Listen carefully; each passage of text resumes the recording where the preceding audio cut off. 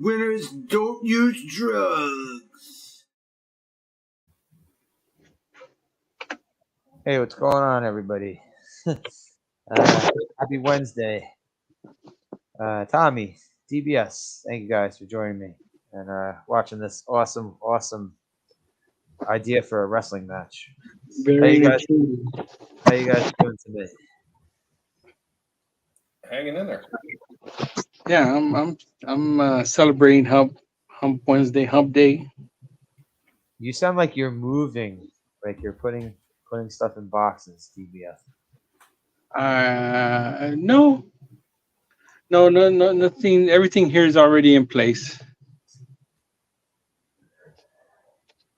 I still like to talk about old school wrestling, so that's why I decided to do another one of these tonight. Plus, the 1991 WCW was an era I didn't really get to see too much of. WCW around here after. What's up, Frank? How you doing, bro? Buster 814. I call him Frank because his name's Frank. 1991 WCW, I didn't really get to see too much of because they used to like fuck around with the like what channels they could, because I didn't have cable in 1991. If I watched cable, I had like go to a friend's house or like my aunt and uncle's house. And WCW, they used to like play it. Sometimes they'd play it like at 1 a.m. or like 12 a.m. And other times they would play it in the afternoon. Like they keep really. I think Vince McMahon might have had something to do with that. Personally, I personally think that he used to fuck with the NWA/WCW all the time. So, but Halloween Havoc 1991, the fucking Chamber of Horrors match. And when they say horrors, I mean, you got El Gigante in this match. So I think what they were trying to hit at is they were trying to hit at the production level and budget, and also the amount of actual real wrestling you're going to see in the ring. Tommy, you didn't like that entranceway? That looks like a bunch of fifth graders did it for their Halloween. It looked like if somebody was trying to imitate Spirit of Halloween, like one of their setups, but they were doing it in the Dollar Tree. That's what it looked like. I mean, I'm pretty sure that they were working on a $10 budget for that setup. With Ted Turner's money. I can't believe they had Ted Turner's money. Even with the way they shot this match. Like, okay, you get the referee cam that Jim Ross keeps talking about. Yeah, Jim Ross was still announcing for WCW at this point. Yeah, those were the discounted cams that they picked up at a local flea market. They're the referee. It looked like the type of cameras that like an 80s skateboarder would have worn. I'm pretty sure what they used in the Blair Witch was a lot clearer than those. This was before the GoPro cameras.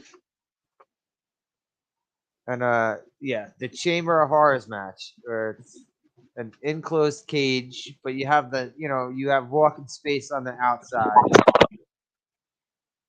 And the whole thing was what? It was to press a button, so a fucking wheel. Flip a switch. Well, first you had to get the electric chair to lower from the. Okay. Yeah. Because remember, Cactus Jack almost gets killed by the fucking dropping electric chair. The Steiner Brothers didn't give a fuck about anybody. All right, it was assumed that they were having beef with the Steiners were having beef with Cactus Jack. I don't know, maybe. The way Scott Steiner broke that fucking stick over his head later, it did look like they had personal problems. All right, so it's two teams. We get the Steiner Brothers, Sting, and that giant waste of space, El Gigante, a.k.a. the Giant Gonzalez, versus Abdullah the Hepatitis Spreader Abdullah the Butcher, Cactus Jack, the Diamond Stud, who we all know as Scott Hall. This was kind of like his prototype character for Razor Ramon, because he did come out with a toothpick and he had the greasy hair. And Big Van Vader with his he had the cool ass helmet, man. That shit that the smoke comes out of. What was Scott Hall's name again? Diamond what? The Diamond Stud. He was back then. Dallas Page. He used to be managed by Diamond Dallas Page as part of what the hell did he call that clique of wrestlers? The Diamond Exchange. The Diamond Exchange. Yeah. Well, he still had the toothpick going on. Toothpick. That's what I was saying, because it was like prototype Razor Ramon. He never lost that. No, well, Scott Hall started as completely different. Scott Hall used to have the porn star mustache. He used to have cowboy boots. Oh yeah, back when he looked like fucking what was that? Yeah, he TA looked or like something? giant roided out Tom Selleck. Yes. And when Mr. Perfect was his tag team partner, before Mr. Perfect, it was like both before they found their gimmicks. They were tag team partners. But this was also like Diamond Dallas Page wasn't wrestling. He was just a manager. He was in wrestling for a long time before he actually started wrestling. Yeah, he was like, what was he, like 38 or something like that by the time? He was very late before he in age before he became a wrestler. But he was one of those. He was in the AWA back like when Scott Hall was in the AWA still. Where Eric Bischoff fucking came from. Eric Bischoff. Another fucking waste of space. Eric Bischoff's biggest talent was spending Ted Turner's money. Getting Ted Turner to write him blank checks where he fills in the amount. I don't care what anyone says about the NWO. Yeah, they made them a lot of money, but it wasn't even his idea. He even says he stole the idea from a fucking Japanese company. So, like, you just took someone's idea and you put it on a bigger scale. Like, you're no genius. What the fuck did he do since the NWO? Oh, him and Hogan pretty much ran fucking Impact right into the ground. They basically buried all their bullshit. Buried TNA with their fucking stupidity. But we got to see Eric Bischoff here interviewing people when they come out of their cars. What were you going to say about Bischoff? The documentary I watched, Bischoff now spends his days at his ranch barbecuing. At least he's not running a fucking wrestling show on TV. To the ground, right. Yeah. He's paid enough to stay away. But, okay. The way they shot this match. They're shooting it like from ADD. Like, it's like they don't have any idea of how they already don't seem to have an idea of how they're going to shoot this match. They shoot it from like 3 or 4 different terrible angles. No, I think it was more than that, because didn't they have a couple referees in there with the freaking the baby monitor cams on their freaking helmets? They had one in there with that. Oh, it was just one? And the other one we saw from the ring area was the cameraman on the ring apron. And then they had one that was they had 1 or 2 that were further out so they could have a pan of the whole cage. So, like from the audience cam, yeah. Yeah, that's when they started showing the electric chair dropping. It was from the audience cam. Like you're like mid row. And that referee cam. It's like, no, that's not a good idea. Yeah, the play school baby monitor cam. Like, this was one of those things. All right. All right. They had later on. the Doomsday Cage match in WCW. Did anyone ever hear of this? It was Macho Man and Hogan teaming up to fight the Dungeon of Doom and the Four Horsemen, and it was a triple stack cage. Like there was three, maybe more, but there were floors to the cage, and Macho Man and Hogan had to take the stairs up to the first cage and fight their way down to the bottom cage. That was a more fucked up version of this match, a more complicated fucked up version than this match. WCW did some really weird things, like the World War III, the Battle Royal, the 3-ring Battle Royal they used to have.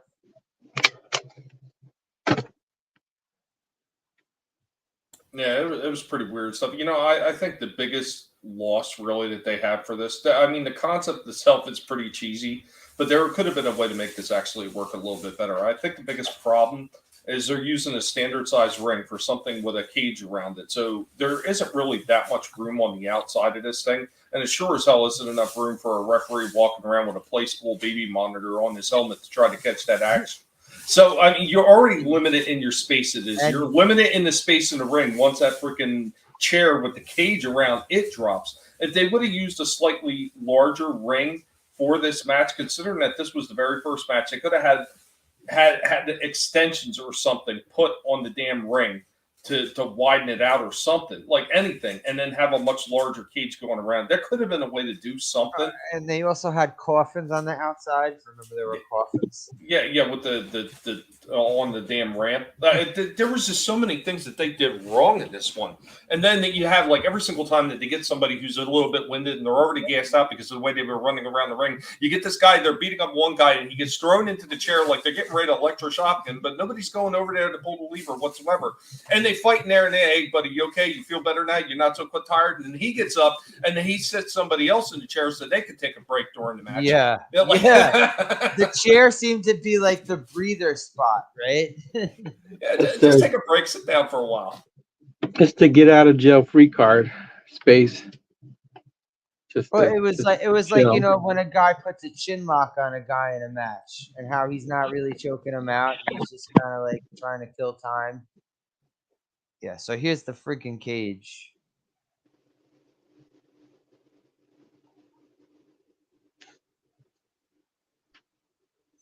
And look at so many free. They also had in the coffin was a random dude in a black mask that just popped out of the coffin.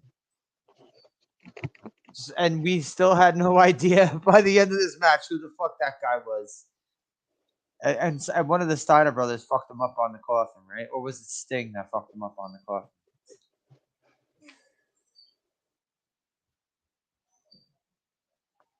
Because he was part of the support, the backstage support people. Oh, the electric chair, yeah. So something happened, and then the electric chair lowered. Yeah, the second cage with the fucking electric chair. Who thought of this? Which one of those writers thought of this? I would go with Bischoff. If Vince Russo was there at the time, I would say him, but he wasn't there at the time. I mean, there is a historical moment during this match, and we get to see why Mick Foley has so much brain damage, because Sting picks up this big, giant piece of plywood and 2x4s and just throws it up in the air, and it crashes on his head. This is exactly why we have the brain damage Mick Foley running around with leftist ideals that we have today. I am certain of it. Scott Steiner blasted him with that fucking stick that Abdullah the Butcher came out with. He blasted him and broke it in half. Mick Foley didn't even raise his arms. He let that shit hit him. That was straight up skull. Top of the head. Yeah. No helmet, nothing. Just straight skull. But also Sting chucks him out of the ring face first, and the cameras are so fucked up they don't get to catch him. The crowd went crazy, though, when we saw it from far away.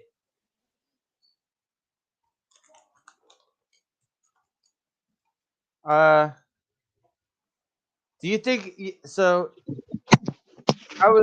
Seriously, before I watched this match, because this was just the match I heard of. Before watching this match, I had always wondered to myself, it's like, why are you going to hype up the Chamber of Horrors match if you're just gonna have it first on the card? Now I know why. After watching this match, I definitely know why they went that route.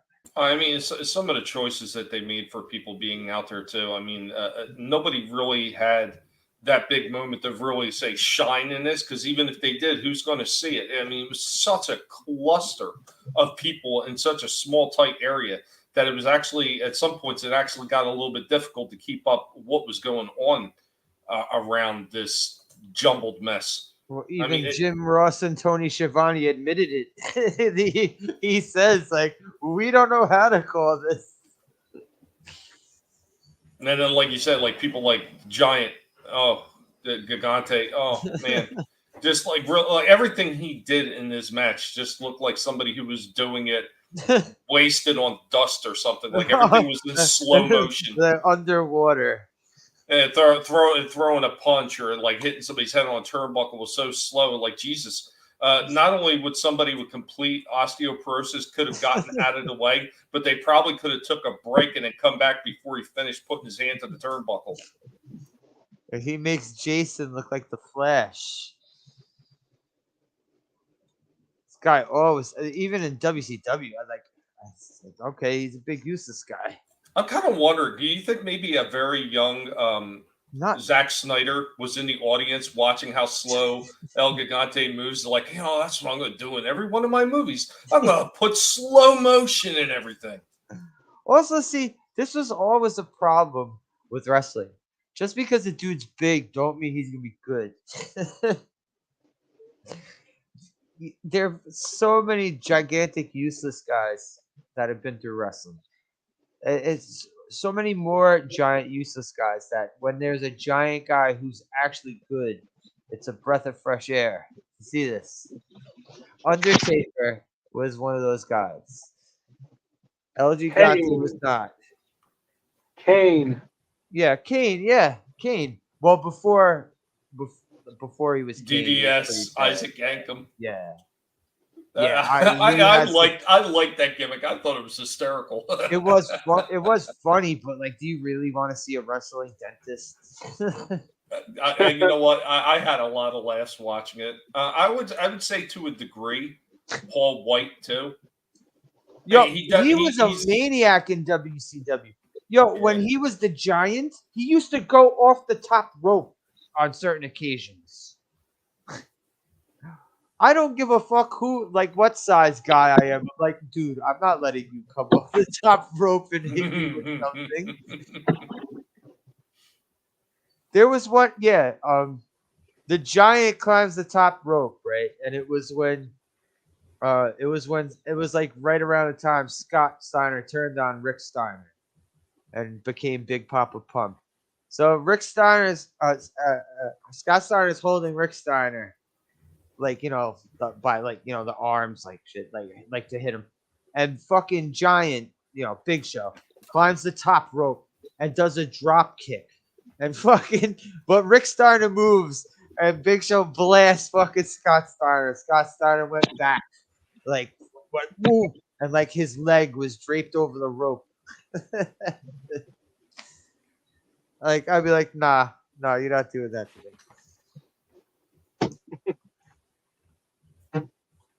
You don't want all that weight on you.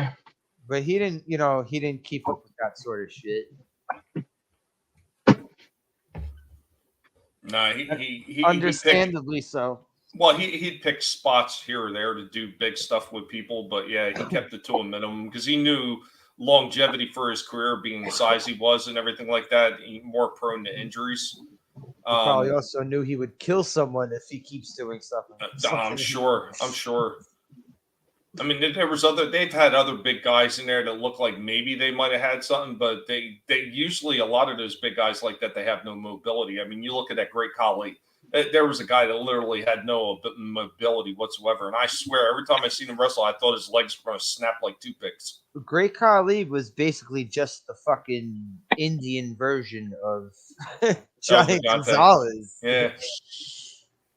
I really never saw any sort of difference from those two. Then you had Nathan Jones. Do you remember that guy? No, Remember the guy Nathan Jones that they hyped up, and then like, oh, then all of a sudden he's gone. Then he comes back, then he's gone again. I don't remember Nathan Jones. Exactly. Yeah.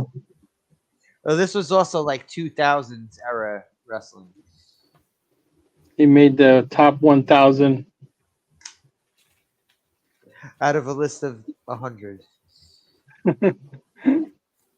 I would say if you put like some of the old time, what they considered bigger wrestlers in their you know, as a side by side comparison to a lot of the bigger wrestlers that you wind up seeing much later on, they run circles around them. I mean, okay, Big John Studd was only like, I think they said 6'10" or so. It basically right around the same height as like the Undertaker, right around the same height. But he could actually perform circles around most of these other guys like El Gigante and Great Khali, and to a degree, maybe even some of the other ones that come later on. You know, like that guy. Well, I know people hype him up, Big Bill. I think the guy's okay, but I can't say. Yeah, I can't say he's like amazing. He's not amazing. You know who I thought was all right? Pretty damn good in the ring, actually, for a big dude. I mean, maybe he wasn't 6'10". He might have been like close to Test.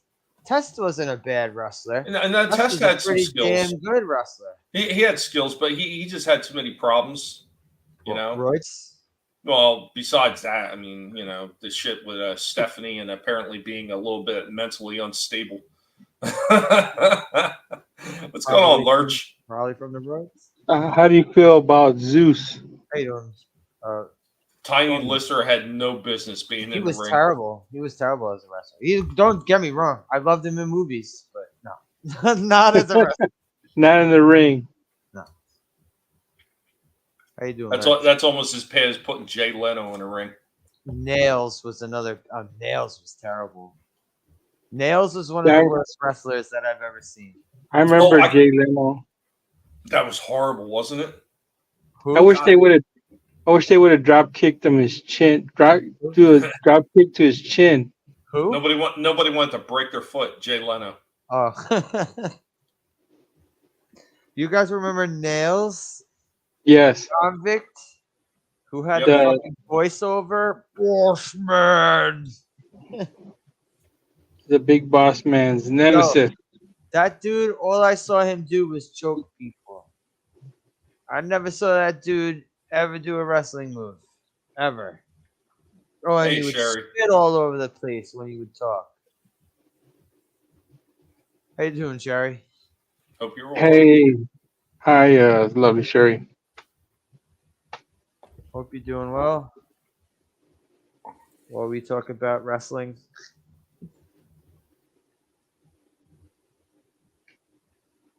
How do you feel about the Big Show? What broken like Sid or broken down Steiner? You know, that's the thing about Sid. He was a very decent wrestler. He was just horrible on the mic. Yeah, he was. Sid Vicious, Sid Justice. Yep. Psycho Sid. The many different names he went by. Oh, I thought of another big guy who was actually pretty damn good. I mean, he wasn't good all the time, but you could see in moments that he really knew what he was doing. Was primetime Brian Lee. Yeah, I liked him in ECW. I think that's where he showed what he was really capable of, because he really didn't show it that much in the Fed. Well, when they had, or are you talking about when he was the biker, when he was the biker gang? Yeah. Well, they were just like that whole fucking part of the Attitude Era. Everyone acts like everything was so great about the Attitude Era. No, it wasn't. There was some really dumb shit. Oh God, remember they had that one? This was like late. I was going to say late '80s, mid to late '80s, right before the '90s. They had that Neanderthal guy, the missing link. All right, you know what? I thought his gimmick was cool. He won a great wrestler. I liked his gimmick though. And then they had that other bitch, that Bastion Booger. That dude was terrible. Well, he was also made to gross people out, man. Wow, sorry to hear that, Jerry. No, hope you get better. Cool. What happened? If you don't What mind, what happened? sure. If you don't Sick mind, in bed. Wait, sick in bed. You guys are. Yeah. We'll cure you. Many different names I- would say broken leg. Oh, I got the cure for you. I had no idea. Oh, you know what? You know what? That is actually technically a two-part statement, really, because in one hand, are the outcomes fake? The outcomes are 100% fake. How fake was Owen Hart, man? But the stuff they did in the ring No, I'm was just saying. pretty damn No, legit. there are real injuries. Yeah, there's definitely real injuries and real consequences from people getting beat up. Well, You're still getting knocked around in that ring. Oh yeah. I mean, look what happened to Draws and D'Lo Brown. It's just a botched move, and that man was paralyzed for life. I also remember,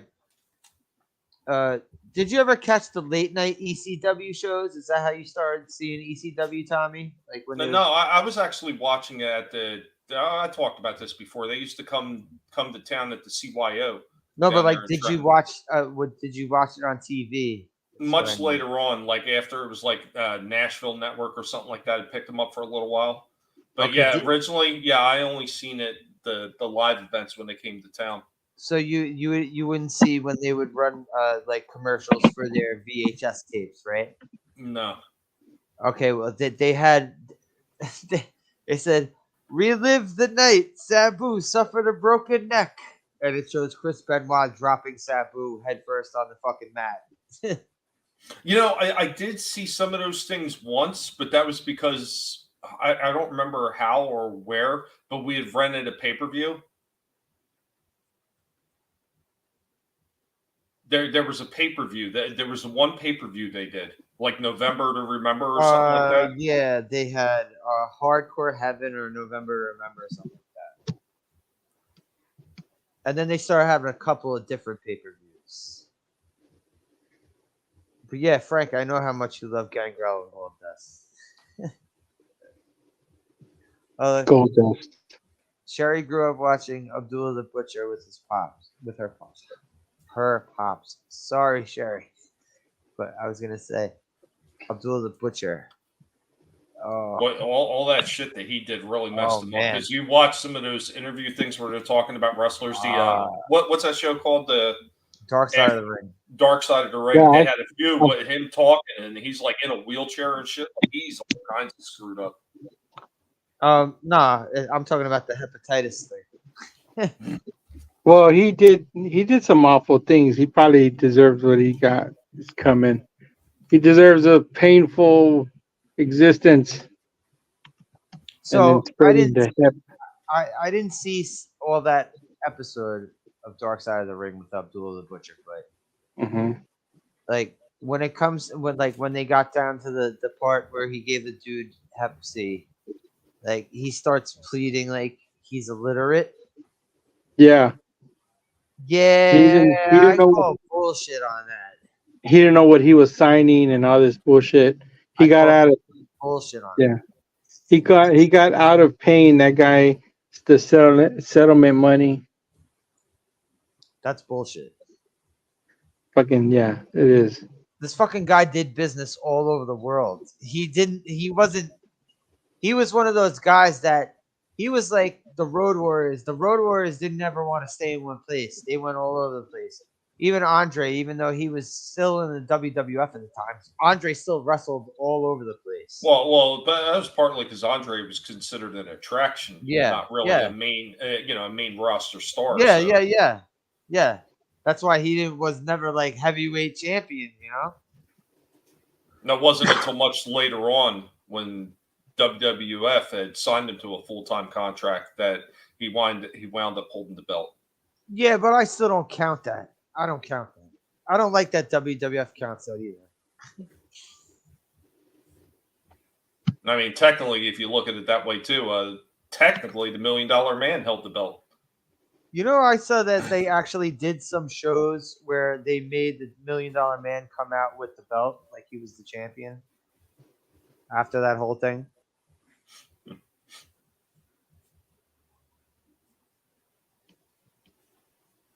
But he bled in this match, and he didn't give anyone hepatitis. He didn't have it yet. Maybe he didn't have it yet. He got it when he was scratching his head with a fork, and then using that fork on other people, like making other people bleed with that fork. They said, all right, it was the guy he gave Hep C to. His name is Hannibal. He's a fucking. He does live streams now. He seems like a fucking idiot, but still he got the fucking shit from Abdullah the Butcher.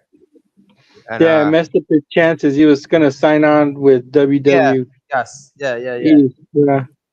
Yeah, at that point, Abdullah should have had new entrance music. He could have just used one small segment from Ministry's New World Order, or a hip, hip, hip, hip, and just cut it and then replay hip, hip, hip. And that's the whole fucking. That's the whole entrance theme. He should have had Pamela Anderson as his manager. Walk him to the ring. The Hep C connection. But what he would do was he would have the sliced off pieces of razor blades taped to his finger. Yeah. So he could cut himself. And then he would do it to his opponent. Who knows how many other people he gave that shit to? God, his head looked like a fucking ravine with all Yeah, those cuts in they it. said he used to put quarters. They said when they were chilling backstage, he used to put quarters in the dents in his forehead.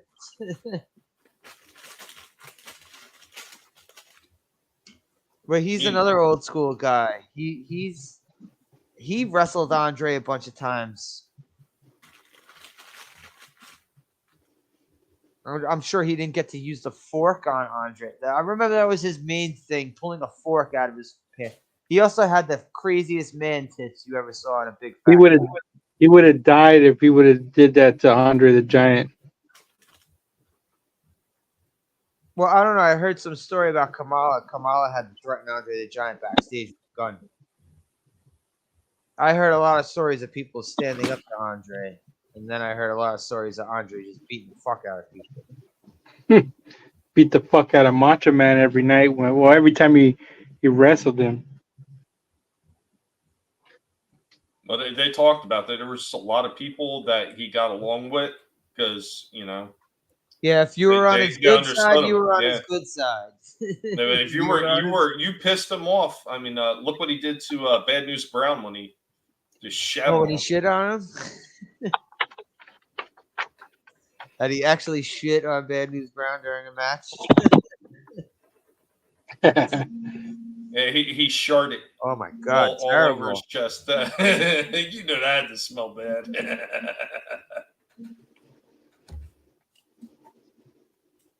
Bad News Brownstein. He was another one. He was fucking good on the mic.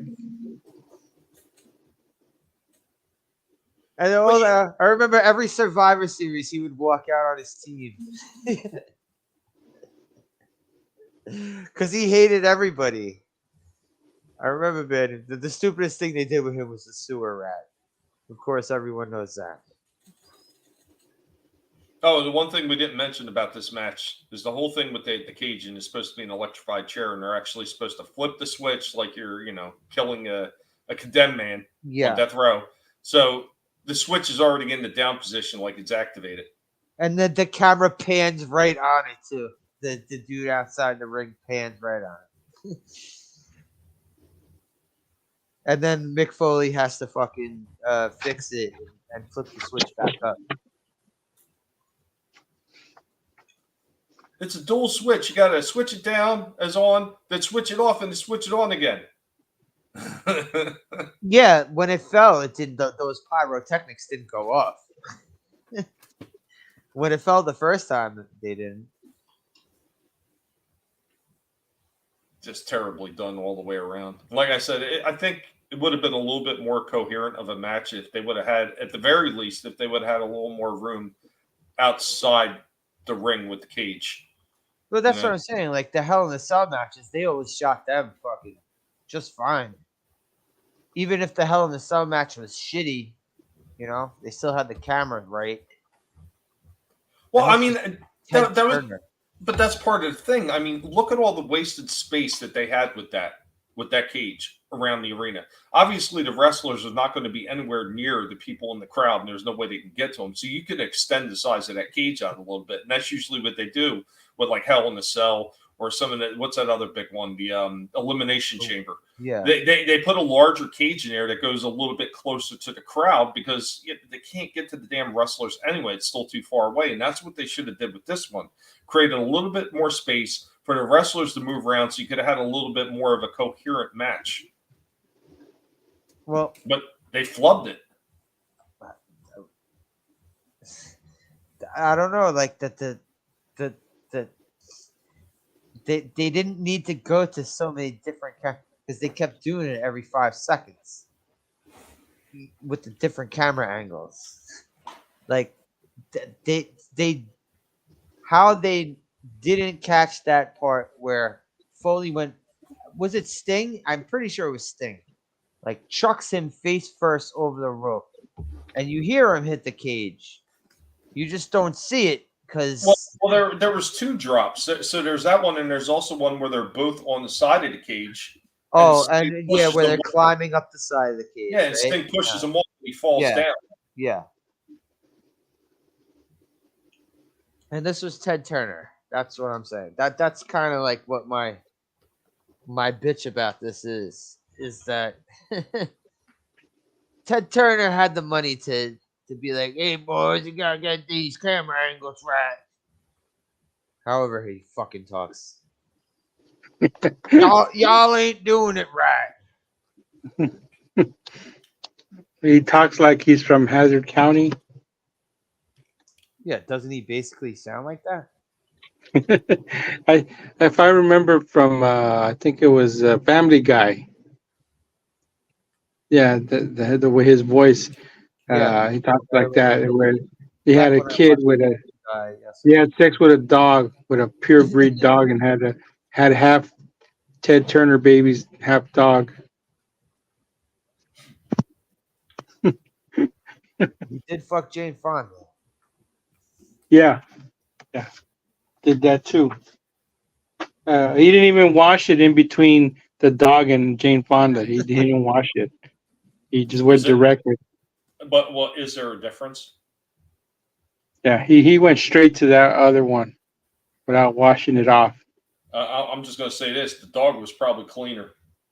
To me, yeah. The reason why the dog's cleaner because the dog could licks it here and there, licks its own. And fucking Bischoff walks into the room like, boss, I need more money. Here's a blank check. Here's my signature. Sign my name on there for me. I'm busy. This spoon is not going to plow itself. Horrible. Terrible. So this match, I also like how it's like full of people who became they ended up getting legendary status. I mean, I guess you could say even my opinion about Abdullah the Butcher, like, and it's not my opinion, it's fact. Motherfucker gave people hepatitis. But that dude he was one of the first hardcore people. He was one of the first people who were like using weapons and making people bleed and shit, bleeding himself all the time. I mean, there were plenty of guys that were doing it before him, but nobody did. Yeah, but like he stuck around a long time. Yeah, like nobody did it to the level and the commitment that he did with every single match. I mean, that was just part of his shtick. You know, like Andre being the really big guy. Abdullah Butcher is the guy who's going to try to either mutilate himself or somebody else. Yeah, that's what I'm saying. He's kind of like one of the more among wrestling fans who don't just like suck the dick of one company, like people who don't like wrestling. Like, I'm not faulting you if you're just like, oh, I love WWE, but like, there are some people who love WWE and they love, like, they've watched nothing but it, like, who want to talk that, and then they do it with AEW too. They're AEW people. Oh, you still watch WWE? Like, I've always watched all types of wrestling. I And know I'm what not do we the call only one. what do we call those people? Um, Marks. Simps? Marks. Oh, There are Marks. marks for that company. Yeah. I never did that. I saw Rick Rude wrestling before he popped up in WWF. I saw Ultimate Warrior when he was the Dingo Warrior in World Class. I always like before they Undertaker were when he was Mean Mark Mean Callis. Mark Callis. I saw Big Boss Man when he was Big Bubba, and he was the bodyguard for Jim Cornette. I saw all these guys before they popped up in WWF.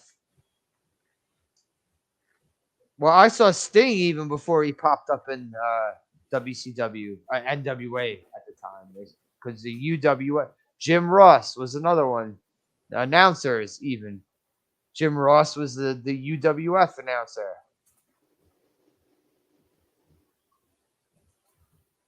World Class, when fucking Kerry Von Erich came into WWF as the Texas Tornado. I'm like, oh shit, Kerry Von Erich's here. I never understood I just like this one company. It's like, why not watch all wrestling? And watch what's good. If it's good, Yeah. watch it. Yeah. Or Well, if you I have mean, access to it too. If you have access to it, even though it's on cable. Well, it's part of that whole thing where these people got that kind of mentality. But you're sitting there, they're actually mocking themselves with their absolute stupidity when they do stuff like that. I'll only watch AEW. Well, what about all the companies that were not one of the two that are the foundation for every one of these wrestling organizations that are out there right now? Because they all got their ideas that they may have refined a certain way from all the older companies that were not them. So that is just a very lame mentality to have. I mean, it's the same thing that we see in all the entertainment fields where these people, they have a certain chosen way of a director working is the only thing that they want to watch. Well, you know what? There's probably a lot better takes than what they're doing, but you're too scared to look in to see if there are better takes because this is what you want to see because this is all you know. Now, you know what? If you get out there and you watch some different stuff, you may find something that's a lot better, or you may say, hey, well, how come they don't do something like this? Because this actually is a lot more entertaining than the version I'm used to.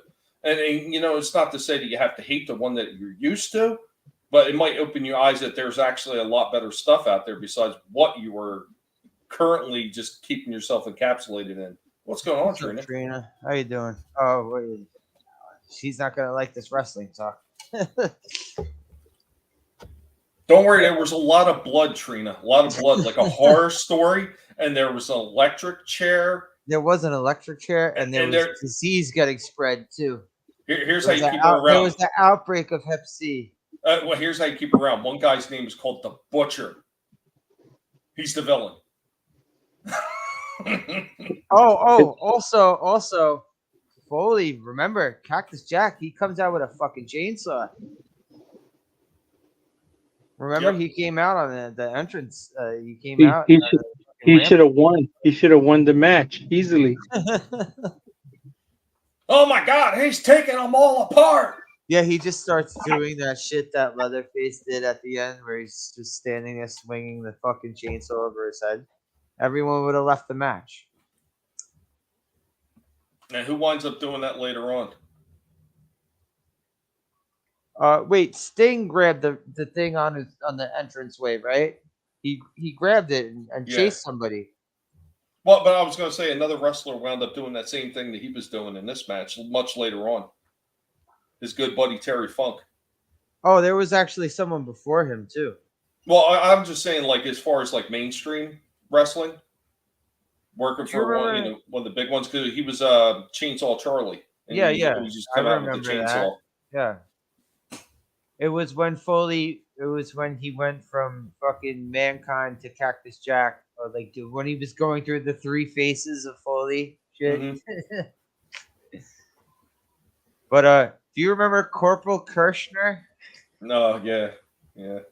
That guy, after he lost his job as Corporal Kirshner, he went to Japan and he started wrestling as Leatherface, and it was just a complete knockoff of Texas Chainsaw Massacre.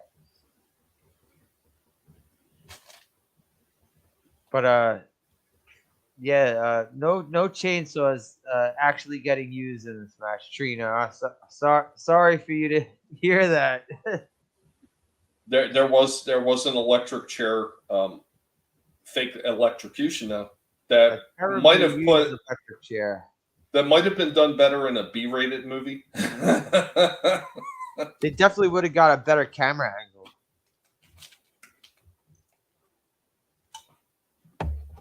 And there was fire. Remember, it started like doing these like pinwheel fireworks. Mm-hmm. And we saw that on the mat that it was still burning.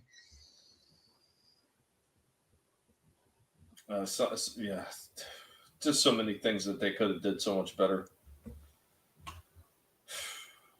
I also noticed that Rick Steiner on his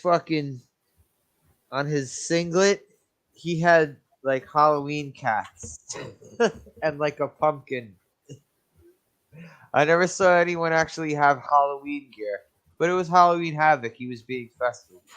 I'll tell you what, it really, like for the most, like guys that were doing most of the action, it was Sting, Rick Steiner, Cactus Jack, it was Rick Steiner and both of the Van Steiners actually. Well, both of the Steiners and Van Vader. You didn't see the guy in the mask, whoever the hell he was, do much of anything. You sure as hell didn't see El Gigante doing much, which is absolutely amazing because he was in so much slow motion that you should have seen everything he did. He choked some people. That was one of his big moves, was slowly grabbing the guy by his neck and putting him in the corner and choking him. Damn, you went to wrestling school, bro? Took him a long time to master that move, Slasher. How dare you? Nails was his trainer. And him and Zeus were from the same graduating class. I'm just saying, for a gimmick match, this could have had potential, but they sure as hell wasted it. I mean, number one, like I said, not having a cage that was big enough. And like you keep saying, the camera angles being so shitty. If they could have fixed those things, this could have been a lot more of an enjoyable gimmick type match. But as it is, this one just flops right on the mat. Like Abdullah should have did after supposedly getting electrocuted. Well, okay, also when they put him in the electric chair and the fucking headpiece isn't even on him. And they keep zooming in to show you that the headpiece isn't on him. I guess we're just supposed to believe since he had the arm shackles on. Ooh, it works.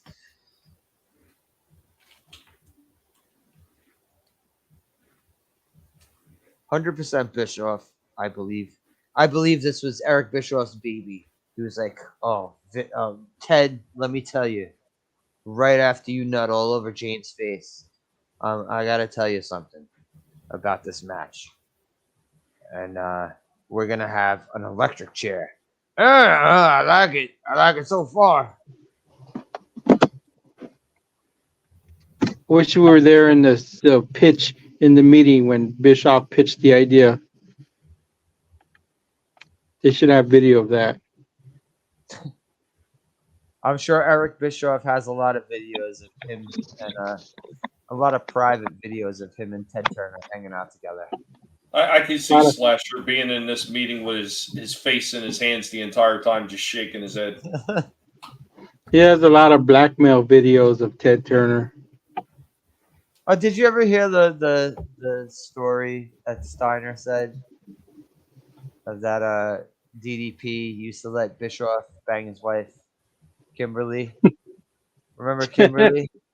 Uh-huh. Yeah, that's a Steiner story Mm. of how DDP ended up getting his push by letting his wife get a push, or two, or three. It's probably related to Walton. Let's not mention other YouTubers on this channel unless they're in the chat. Understood.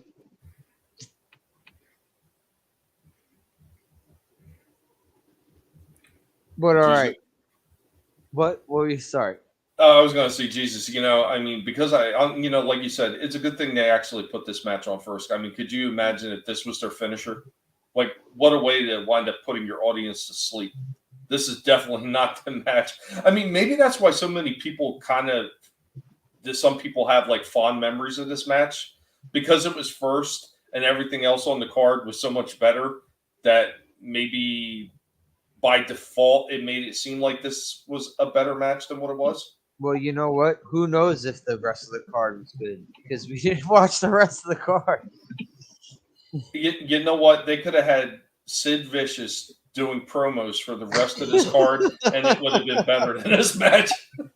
I mean, there may be something could be Googled what the rest of the lineup was, the matches. Okay. Halloween Havoc? Yeah. Halloween Havoc, 1980 or 90 or whatever it was. 91. 1991. I was like 17. I think I was 17. I was 12, you old motherfucker. I was 17 years old. I was late in the game. Okay, so wait. All right. Match number 2, we had Big Josh and PN News versus the Creatures. Creature number 1 and Creature number 2. Mm. Does that sound like a match anyone wanted to see? Yeah, I'd pay the pay-per-view to watch that. Sure. Bobby Eaton defeated Terry Taylor, aka the Red Rooster. Johnny B. Bad defeated Jimmy Garvin. Steve Austin versus Dustin Rhodes ended in a time limit draw. All right, Tommy. I guess I disappointed you by not watching this whole card, because Bill Kazmaier defeated Oz by submission. So Oz, all right. See, I thought that because they said they replaced a bunch of people in this first match. I thought Oz was one of them, but nope. Oz was in the 6th match. Van Hammer. Yeah, anyone remember Heavy Metal Van Hammer? Yep. Yeah, that guy was fucking awesome, right?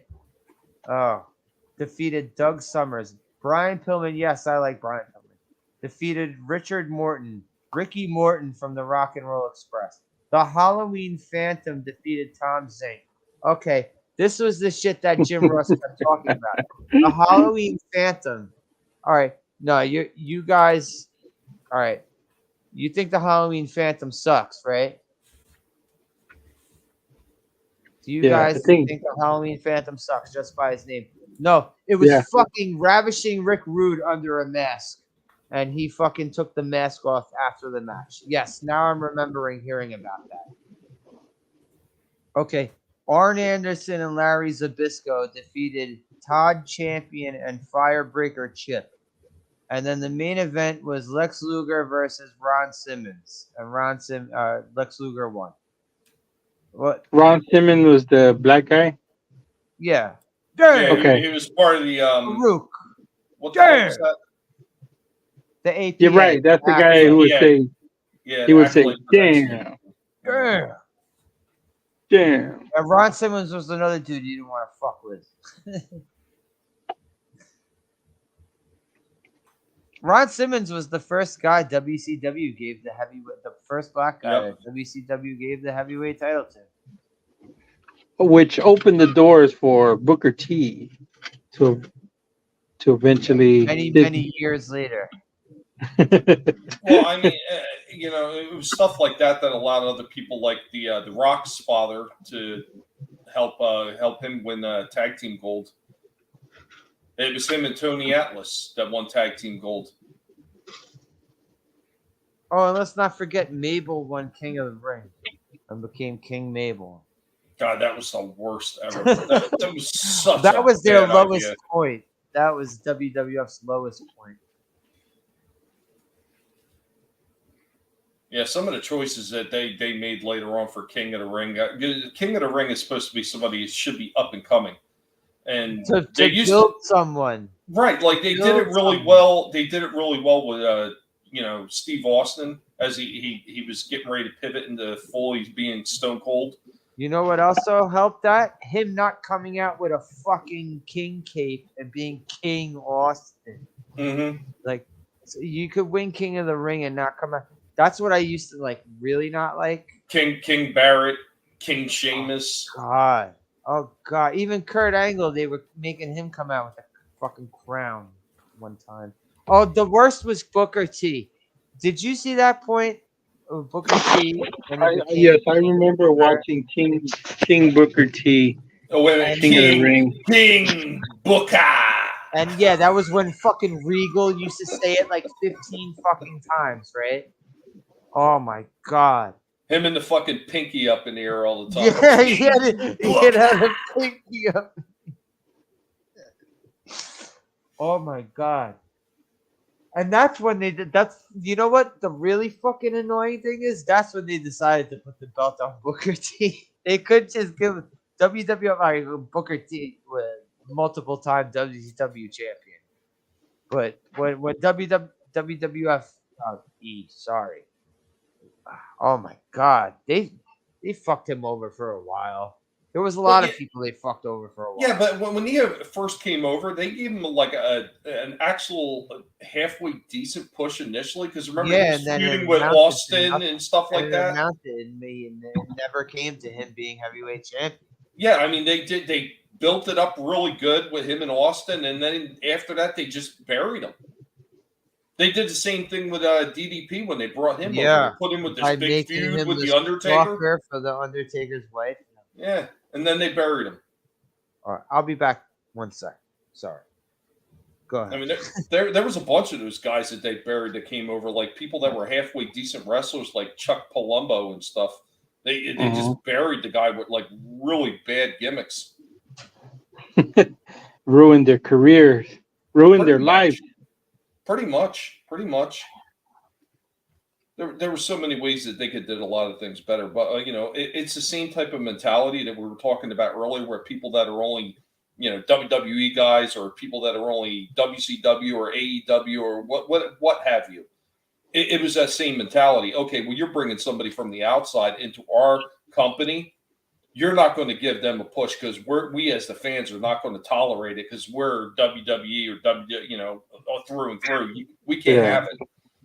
The tribalism. Seriously, and it's everywhere. It pervades everything. I mean, more than I think a lot of people realize because you see it. I know you see it all over freaking even YouTube and stuff like that. There's a lot of tribalism. It perverts everything. But I like going to YouTube and watching like Booker T dropping the N-bomb. Yeah.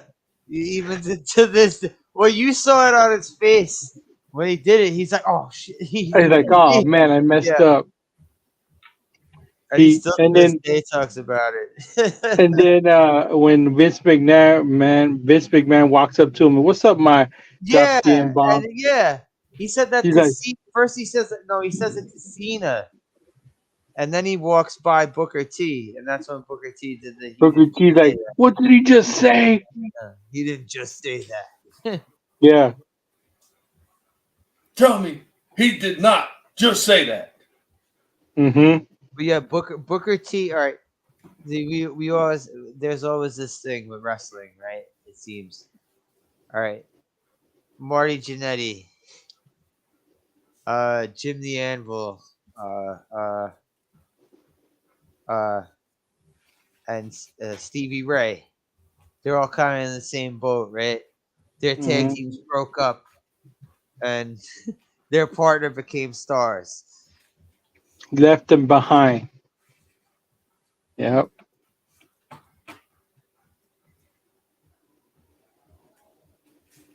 I- Another one. There technically is another one.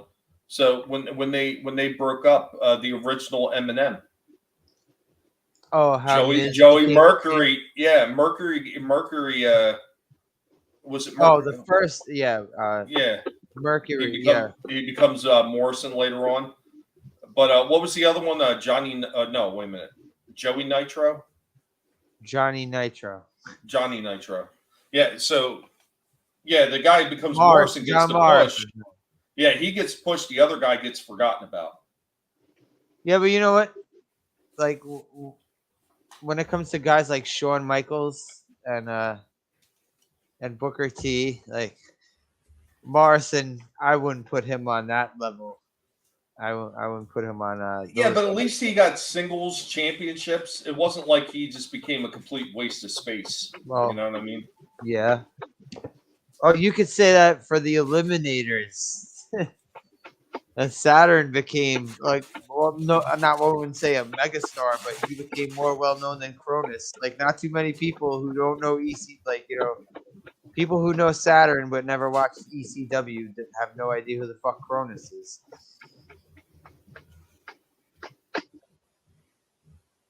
I know there's a few other those teams. It's the same damn thing. Like one guy, he gets a decent solo career. Maybe not, to the Oh, stars. okay, solo the career, British but- Bulldogs. Yeah, Davey Boy Smith. Yeah, you're right. Even though I think his partner was the better wrestler, quite honestly. Oh yeah, he was. Oh, he was apparently also more psycho. They were both pretty psycho. Oh, there you Well- go. Boom. We just watched a match with this. We just watched Yeah. a match with this fucking Scott Steiner. Mhm. Well, what about the tag team of Iron Sheik and Nikolai? Nikolai Volkov. Yeah. That was kind of weird because because Iron Sheik became a tag team champion after he had already been a heavyweight champion. Yeah, that's like a downgrade. Yeah. Well, also Iron Sheik was supposed to be a transitional champion. Like, he was a guy that, like, all right, no one expects him to hold the title for long, so. And it's also a shame that happened to Rick Steiner, because I thought Rick Steiner was an awesome fucking. Yeah, Rick he was Steiner awesome. Rick Steiner was a brutal motherfucker. He was just as brutal as Scott Steiner was, man. Rick Steiner should have tagged up with, became a tag team partner with Anvil.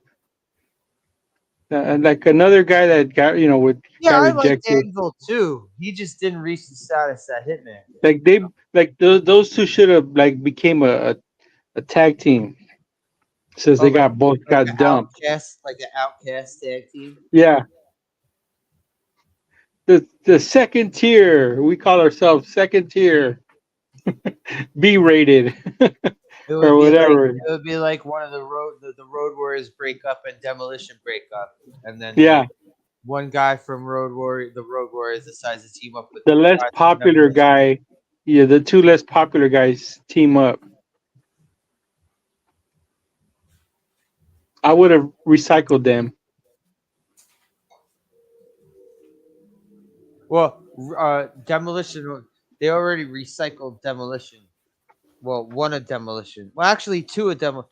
All right. Remember when there were 3 members of Demolition? Yeah, it was Crush. Yeah, because I think it was Axe got hurt for a while, couldn't wrestle. So, but they also did that with another tag team, a popular tag team too. Another popular tag team, D-Generation X. Even before they were DX, the New Age Outlaws.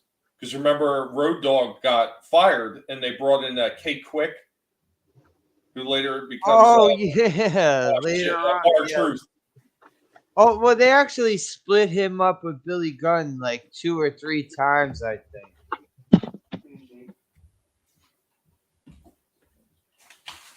Yeah, everybody always forgets that, R-Truth used to be K Quick. I remember that shit. But all right, they decided to stop bringing them out of. All right, first of all, yeah, what there was a while where it was Axe, Smash, and Crush, and then Axe was gone, and it was just Smash and Crush, right? And they turned Smash into fucking Repo Man, and I knew automatically as soon as I fucking saw Repo Man and heard his screaming voice and saw the fucking arm tattoo, because it was back when you could, back not when everybody had, tattoos. It was the same exact one. I was like, oh, what the fuck are they doing to Crush? I mean, to Smash. And then they brought Crush back with a bleach blonde mullet, and he was wearing like a purple outfit, purple and orange. Anyone remember that shit? No. He was like a surfer bra. He even used to do the fucking, like the pinky up with the thumb out, the surfer The bra hang thing. 10. Yeah. What was it? Kona Crush? Crush. Yeah. Yeah. I had to think about it for a minute. I was like, I know the name. I know the name. Yep. So yeah, they did. But neither of those guys went on to be superstars. Mm-mm. Even though I like Crush, Brian Adams, right? Yeah, he was a good worker. Not Summer of '69, Brian. Their action figures ended up in the clearance rack. I don't know. They probably go pricey now. The fucking, because I think for one of the action for the action figure lines, they made all three of them. Yeah, they did it for Hasbro when they the action oriented line where they had like punches and kicks or clotheslines. Yeah, and shit. not the giant. So they had all three of them, and I can't remember if all three of them came with the mask or if it was only one of them. Yeah, I think they did. Because I had all of them. I had all three of them. But for the LJN line, they only came out with Axe. They only made one of Demolition for that. That was so fucking stupid that they did that. I like that Hasbro. They re-released that Hasbro line a number of years ago, and they were making more stars. Like they had like I know. I saw Seth Rollins and stuff like that. Brock Lesnar. Yeah, I mean, they look really cool. I wish they would have continued doing that. And instead of making newer wrestlers, let's see some older wrestlers that never got figures. Let's see like Moondog, Rex, and Spot. Let's see some weird shit like that. The Fabulous Freebirds. Yeah. Like, it'd be hilarious to see those in the Hasbro wrestling line. The Gobbledygooker. Remember that fucking the giant turkey that debuted the same night as the Undertaker? Yeah, let's make a figure of that. I'm pretty sure they did make a figure of that. You know, at one point they had actually considered having the Undertaker come out of that egg. Yeah, I know. And he said he didn't know if he was going to be coming out of the egg or not. No, he knew, and he said he wasn't going to do that. From what I understand, I don't know. I mean, I don't know for certain, but that's what I heard. Is that he's like, there's no way in hell that I'm coming out of that.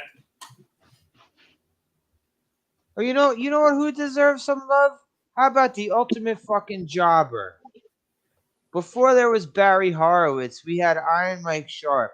Let's get this. Someone make an Iron Mike Sharp action figure. Yeah, right. Iron Mike Sharp was awesome. Well, I mean, you also had other workers like S.T. Jones, but he got S.T. Jones got an LJN figure. I have. They never made an Eric Wright action figure. Or a Disco Inferno. Maybe they might have done a Disco Inferno. Alex Wright. I think Alex Wright.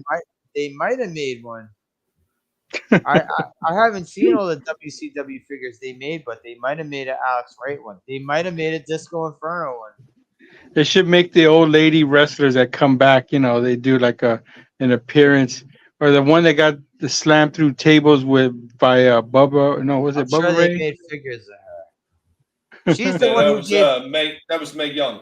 Yeah, she's the one. Who gave, she's the one. Yeah, during the Great Attitude Era, where she was Mark Henry's love interest, and she gave birth to a hand. Sexual chocolate. Does anyone remember where she gave birth to a hand? Did you ever see the one where supposedly the hand grew up? Yeah, that was years later, right? It was years later. Yeah, the Attitude Era. They had such great ideas because it was Vince Russo. That That and shit then here, Vince Russo.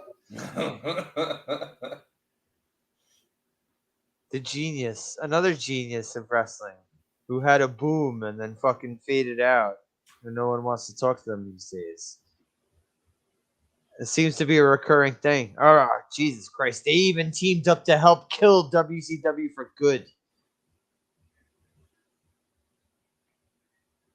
Yeah, Eric Bischoff is the Grim Reaper to bring around your wrestling company, keep him away.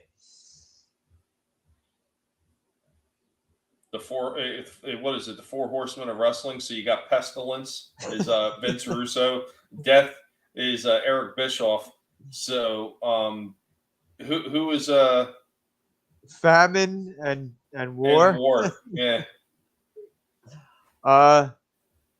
Geez, well, I guess these days you would have to put Hogan on the fucking list, right? Because Hogan is like persona non grata amongst wrestling companies these days, right? No one wants to bother bringing him in.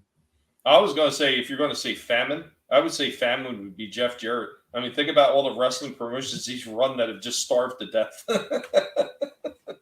You know what's fucked up about Jeff Jarrett is that he came up in the business with his pappy, whatever you want to, whatever the Southern boys call their dads. You know that, right? That he fucking his dad, Jerry Jarrett, was the one who ran he ran Memphis with Lawler. So he came up in this, and then he decided to become fucking Triple H, like a diet version of Triple H. I swear he only did fucking TNA shit so he could.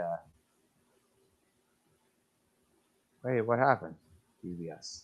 Oh, okay. We must have got another message. I don't know. Jeff Jarrett was also boring as shit. So. And later on, Jeff Jarrett got a little better in TNA. He was a lot more entertaining than he was earlier on between WCW and WWF. But I mean, even then, I would still never say that he's like a top guy. I'm sorry. Never found him entertaining. Never. I would say that his name could definitely be in a hat of a guy that's like the mid card, just like scratching at the surface of the top. But he's another like type to me. I know you also don't agree with. I know you also agree with me about this guy, Shane Douglas. He's basically like Shane Douglas. Yeah, Shane Douglas was another boring. One of those type of guys. So boring. The franchise. Only if that franchise sucks, I guess. And he was okay in the ring. I wouldn't say Shane Douglas was terrible on the mic. He was good, especially he was good for building up feuds, especially in ECW. He was good for building up feuds. I guess it's because he was fucking heavyweight champion like 900 times in ECW, it seemed. But yeah, in the ring, they put him in the ring with people who were so much better than him. Tommy Dreamer was better in the ring than fucking Shane Douglas. I will die on that fucking hill. I would rather watch a Tommy Dreamer match than a Shane Douglas match. I would also say that Justin Credible was better. Yeah, Justin Credible. Little Guido. I liked Little Guido. See, that's another thing about ECW is that people want to just it's nothing but people hitting each other with barbed wire baseball bats. No, there were plenty of guys who were Lance Storm. They had so many actual wrestlers. Jerry Lynn. I mean, yeah, Jerry Lynn used to get down with the chairs when he was. What about Steve Corino? Steve Corino. Oh well. Steve Corino decided to be Mr. I'm going to bleed all over the place.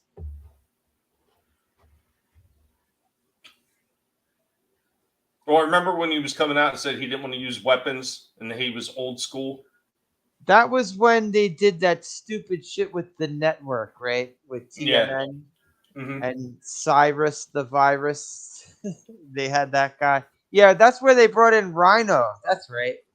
That's when they brought in Rhino, the network. But Steve Carino, yeah, that guy. Remember later on what he was doing in ECW, where he basically Abdullah the Butchered his fucking own forehead. Yep. Oh, but ECW had wrestlers, not like fucking New Jack. Hey, Death by Saber, be well, man. Thanks, guys. Oh, okay. Thanks for having me on. I gotta take off. I got you, man. All right. All right, have a good one. You too.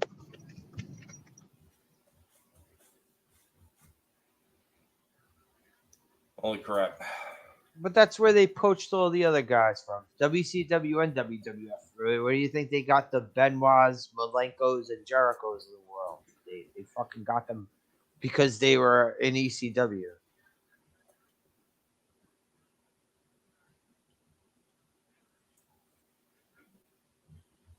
And some of those guys did stuff because they thought they were moving up.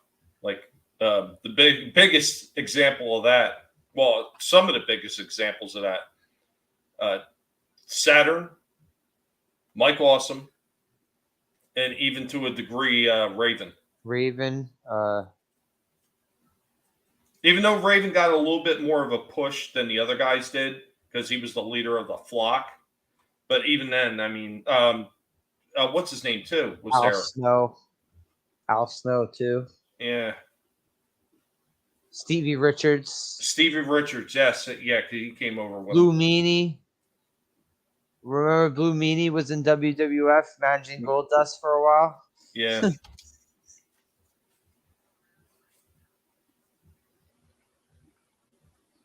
Nobody wanted to pick up Sabu. Well, WCW had him for like 5 minutes in the 90s. He was just too much of a liability. That was the problem. Yeah, I think they got pissed off because he came out with his crazy uncle and he threw a fireball in someone's face, and I think we got pissed off about that. Oh, Public Enemy was another one. Remember? The fucking WCW. Public Enemy was there for a while on WCW. Yeah, they were feuding with weren't they feuding with the Misfits With for a the little Nasty while? Boys. They were Yeah. feuding with the Nasty Boys. They were feuding with the fucking Harlem Heat. They were in a lot of matches. Public Enemy and WCW. Public Enemy was getting used a lot by WCW, and then they go to WWF and get the shit beat out of them by Farouk and Bradshaw, like for real.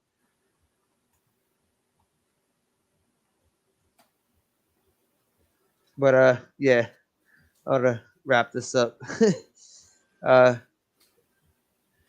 DBS, thanks for hanging out. If you're still listening, probably not. He said some BS came up. I got you, man. No problem. Trina, thank you. Sherry, thank you. Fester, Lurch, slight return. Thank you.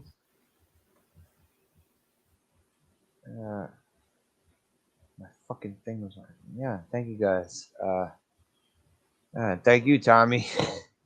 Yep. So what'd you think about this shit? Like It was bad.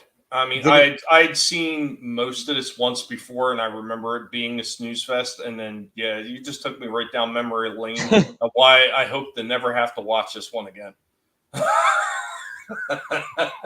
Like, did you actually see this on pay-per-view back in the day? I didn't see it on pay-per-view. I seen it somewhere else, and I don't recall where I seen it from. I just recall it was bad. And it's a lot of the same stuff that I talked about tonight with the ring being too small, and like you're talking with the really bad camera angles, and you can't really see what the wrestlers are doing. And nothing is more boring than that because there's nothing like it. It's almost like the ones where they have like the parking lot brawls, where not everybody could turn around and look up on the Titantron and see what the hell is going on. Yeah. Like, that is the most boring shit in the world for a wrestling fan to sit there and not see. And the same thing with this. Like, if you can't see what's going on, it's just like, okay, this is just boring as shit. It was like I was saying, like the creators of Wrestling Society X were like jerking off to this match. They're like, oh shit, we'll make half an hour of this shit every week.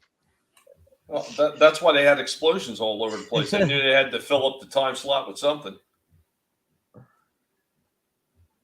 Yeah, this wasn't very good, and reading the rest of the card makes me skeptical about ever attempting to even watch the rest of it. But yeah, man, thanks for chilling. I don't know when I'm gonna do this again. And next time you get an opportunity, yeah, and you find a really good thing to talk about, or a really bad one that absolutely dismantle. No, I have something in the back pocket. I haven't watched the whole thing of it yet, but yeah, Tommy, thanks for chilling. Yeah, no, you're streaming tomorrow, right? Yeah, well, we will be over at Vinny Art's channel. We'll be doing Collectible Past at 8:30 p.m. Eastern, 5:30 p.m. Pacific, talking about our chosen toys of the week. What collectibles we wanted to talk about this time. I know I already released a short talking about a couple that I will be showing off, and they're part of the TMNT Classic Retro line that they have going on. They've released another wave of figures, and I'll be talking about the April O'Neil and the Ray Fillet character. They have one other one. It's I keep forgetting his name. Something Mondo something. He's like Mondo Gecko. Mondo Gecko. Yes, that's it. I couldn't find him because if I would have found him, I'd been talking about all three. So once again, I think they did fairly well on these. As always, some of them have some misses. One figure was a little bit off, and the other one was, believe it or not, one of them is going to get one of them got a perfect score because I think they did everything they possibly could in a re-release of a figure. The coloring's a little different and everything like that, but like everything else is like spot on, and I think they did an exceptional job. So that'd be one of the things I'll be talking about. Beyond that, I got a few other ones that I'm going to choose which ones I want to talk about, and I know Vinny said that he was working on another toy video.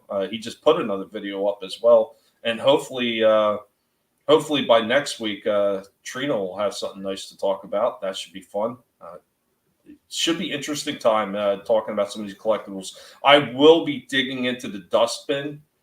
Whether I have a chance to do it for tomorrow's show or not, I will be digging up a few older toys to talk about because it's collectible past. It's not just current. We'd like to talk about some of the old stuff too. So be sure to stop by tomorrow for that and have a blast. Other than that, you'll catch me again probably on Vinny's channel Friday, maybe Sunday too, and definitely next Tuesday when I'm coming back with Guinea Pig Collective Nibbling Live. Hope that you all had an awesome evening. Hope you have a spectacular tomorrow. Thanks for hanging out with us. Make sure you smash that like button on the way out, and we'll nibble you next time. Thank you very much, brother. So, yeah. Have a good one, folks. Later.